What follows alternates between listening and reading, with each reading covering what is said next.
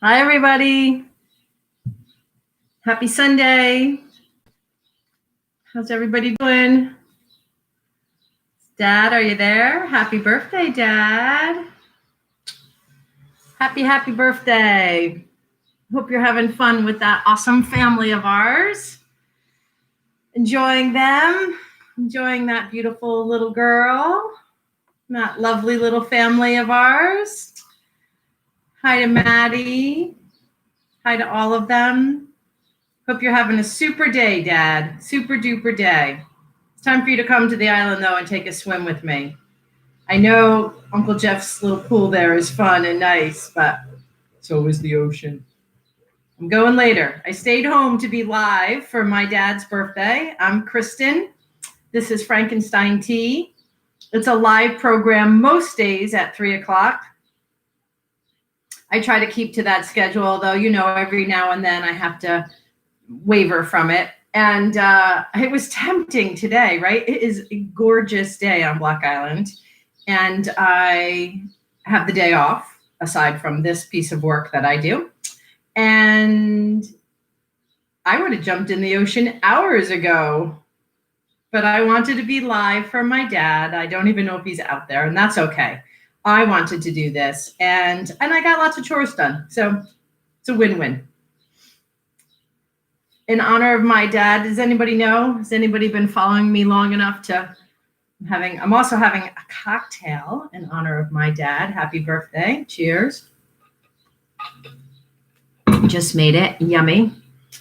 So my dad follows me. He's a big fan of this program. And when I started, he was like, sea story, sea story, sea story, right? Everybody remember that? Sea story. So no great surprise, I am going to read a sea story today in honor of my father's birthday. Although I'm trying to get it up on my phone, so forgive the no eye contact. Although he did tell me that yesterday's story, although not a sea story, was written the year he was born. So he gets 2 special edition Frankenstein teas. So maybe I'll do one sentence about what Frankenstein tea is, or a few sentences about that before I start to read.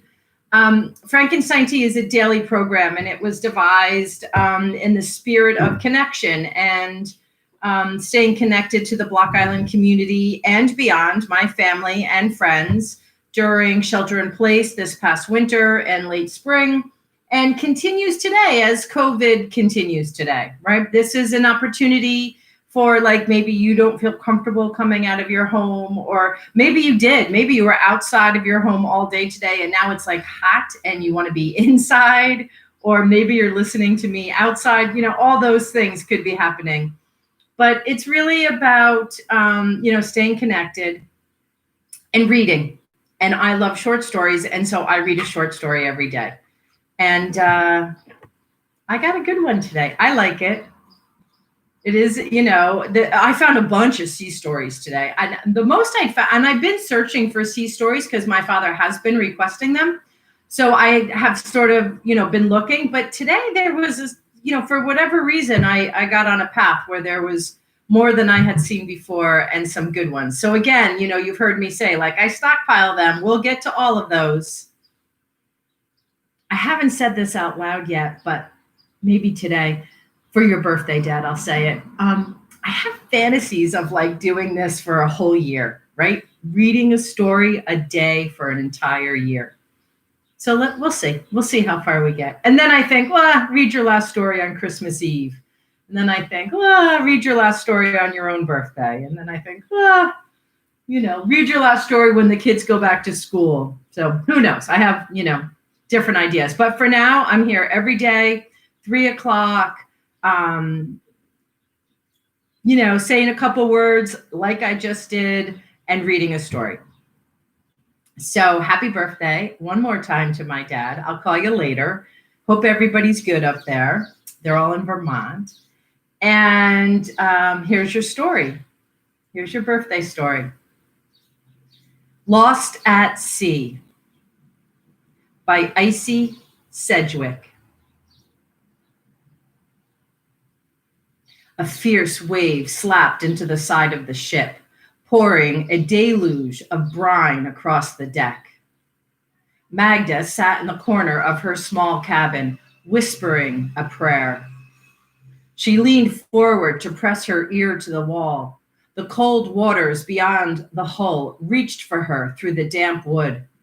She listened hard and fancied she could hear the lament of those lost at sea. The door flew open.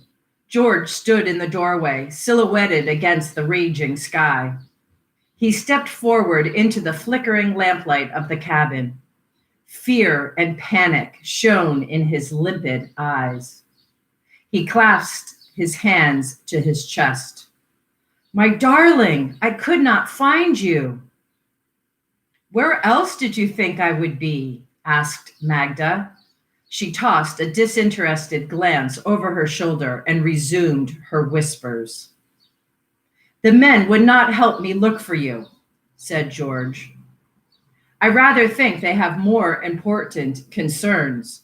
I wonder that you did not think to look here first. I have hardly left the cabin at all on this voyage." "You know that I only insist you remain inside to shield you from the prying eyes of the men. I swore to keep you safe when I found you alone on that beach, and I am determined to fulfill my oath," said George. A wave, several stories high, crashed against the starboard of the ship, sending it lurching to one side like its drunken captain. George stumbled across the cabin and pitched forward onto the narrow bed. He reached a trembling hand towards his fiancée. Her fevered whispers finally reached his ears. "My dear, you are praying. Please do not be alarmed. The storm shall pass." "Storms always do," replied Magda. She wriggled aside to avoid George's outstretched fingers. "They're in here, lads," cried a voice. Magda broke off and turned around. 4 men, as wide as they were tall, crowded around the open door. Stares full of suspicion and hatred danced across George and settled upon her. Magda glared at them. Such brutish men consumed by lust and superstition in equal measure, she thought. This is 'cause of you, woman," said the largest man at the front. Magda thought she remembered his name as Briggs. "How dare you speak to my fiancé like that?" said George. "Shut up, moneybags. It's bad luck for a woman to be aboard. This storm is her doing," said Briggs. The men piled through the door. The smallest of the 4 pulled George to his feet, pinning him against the wall with one meaty forearm. The other 3 seized Magda, dragging her across the cabin. Her lips continued to move in a silent chant. She ducked her head to one side as the sea threw its cold spray across the threshold. The men staggered across the deck, fighting to keep their balance as the ship bucked and pitched beneath them. They shoved her up against the ship's rail, and Magda's whispers fell silent.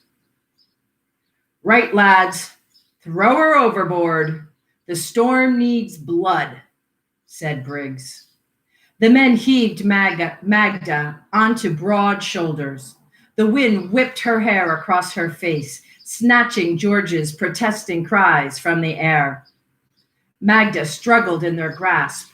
With a final push from the men, she found herself airborne, caught between the angry sky and tortured sea. Magda plunged into the violent waves.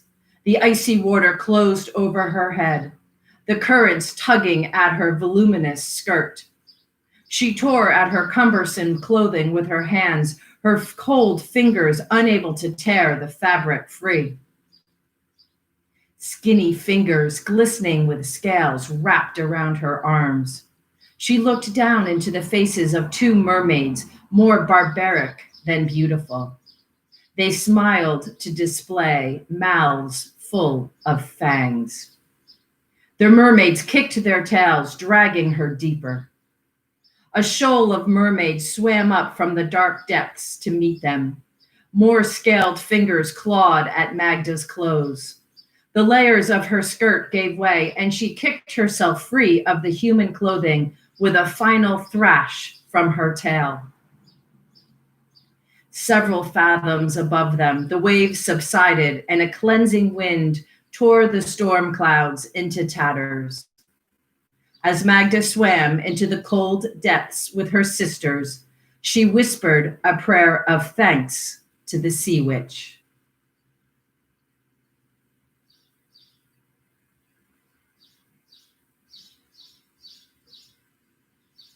That's my short story of the day.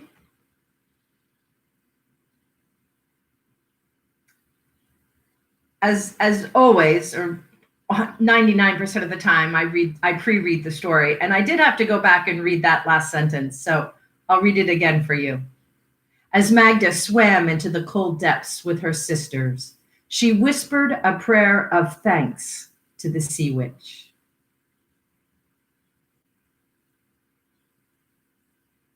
The first time when I read it, I wasn't sure it was a prayer of thanks. I had to go back and do it. So thanks for coming. Thanks for spending a little bit of your afternoon with me. Have a great rest of it.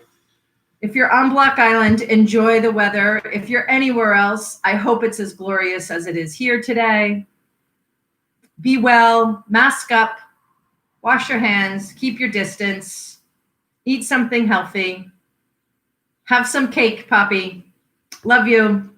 See everybody soon. Thanks for coming. Peace.